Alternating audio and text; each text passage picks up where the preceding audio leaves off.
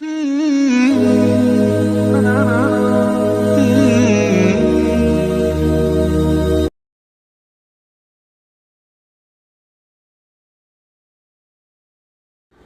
اللہ الرحمن الرحیم۔ حضرت ابو ہریرہ رضی اللہ تعالیٰ عنہ سے مشکوٰۃ شریف کے اندر یہ حدیث مذکور ہے، اور حضرت ابو ہریرہ رضی اللہ تعالیٰ عنہ نبی کریم صلی اللہ تعالیٰ علیہ وسلم کے وہ جلیل القدر صحابی ہیں کہ جنہوں نے نبی کریم صلی اللہ علیہ وسلم سے 5374 احادیث نقل کی ہیں، اور یہ حدیث بھی جناب سیدنا ابو ہریرہ رضی اللہ تعالیٰ عنہ نے نبی کریم صلی اللہ علیہ وسلم سے نقل کی ہے۔ مشکوٰۃ شریف کی حدیث ہے۔ وہ کہتے ہیں کہ نبی کریم صلی اللہ علیہ وسلم نے ایک مرتبہ ارشاد فرمایا کہ دو عورتیں تھیں اور دونوں عورتوں کے پاس بچے تھے، ایک بڑی عمر کی عورت تھی اور ایک چھوٹی عمر کی عورت تھی۔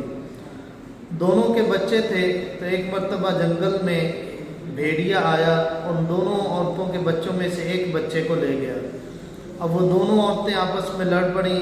بڑی عمر کی عورت کہتی تھی کہ یہ بچہ میرا ہے، چھوٹی عمر کی عورت کہنے لگی کہ نہیں، یہ بچہ میرا ہے۔ دونوں حضرت داؤد علیہ السلام کے پاس تشریف لائیں اور اپنا فیصلہ کروانے لگیں۔ حضرت داؤد علیہ السلام نے بڑی عمر کی عورت کے حق میں فیصلہ دے دیا کہ یہ بچہ بڑی عمر کی عورت کا ہے۔ وہ دونوں عورتیں حضرت داؤد علیہ السلام کے پاس سے نکلی جا رہی تھیں۔ راستے میں حضرت سلیمان علیہ السلام کے پاس سے گزر ہوا تو انہوں نے کہا کہ چلو ہم حضرت سلیمان علیہ السلام کے پاس چلی جاتی ہیں اور ان سے فیصلہ کرواتی ہیں۔ تو جب دونوں عورتوں نے اپنا سارا واقعہ، سارا ماجرا سنایا تو حضرت سلیمان علیہ السلام نے کہا کہ میں اس طرح فیصلہ کروں گا کہ ایک چھری میرے پاس لاؤ، میں اس بچے کو آدھا آدھا کاٹ دیتا ہوں، اور ایک آدھا حصہ ایک عورت لے لے، دوسرا حصہ دوسری عورت لے لے۔ جو چھوٹی عمر کی عورت تھی اور وہ چیخ اٹھی اور کہنے لگی کہ آپ اس بچے کو نہ کاٹیں بلکہ اس بچے کو اس عورت، بڑی جو عمر کی عورت ہے، اسے دے دیں۔ تو سلیمان علیہ السلام نے پھر اپنا فیصلہ سنایا کہ یہ بچہ چھوٹی عمر کی عورت کا ہے۔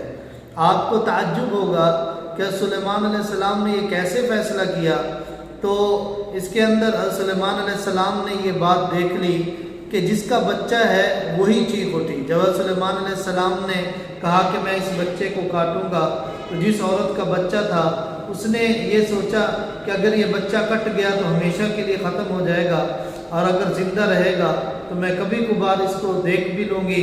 تو اس وجہ سے چھوٹی عمر کی عورت نے کہا چلو یہ بچہ اس بڑی عمر کی عورت کو دے دیں، لیکن اس کو ذبح نہ کرے، کاٹے نہ۔ تو اس حضرت سلیمان علیہ السلام کی اس بات سے ذہانت، عقل اور فہم سمجھ آتا ہے کہ اللہ رب العزت نے کس طرح سے ان کو عقل اور دانائی اور علم و حکمت سے نوازا تھا۔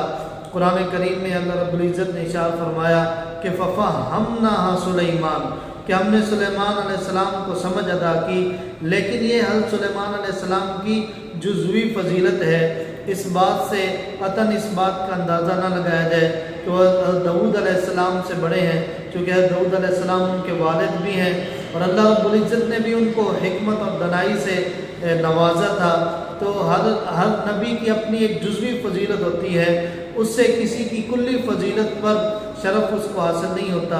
تو یہاں بھی حضرت سلیمان علیہ السلام کی جزوی فضیلت ہے کہ کس طرح انہوں نے حکیمانہ انداز میں، تدبرانہ انداز میں فیصلہ کیا۔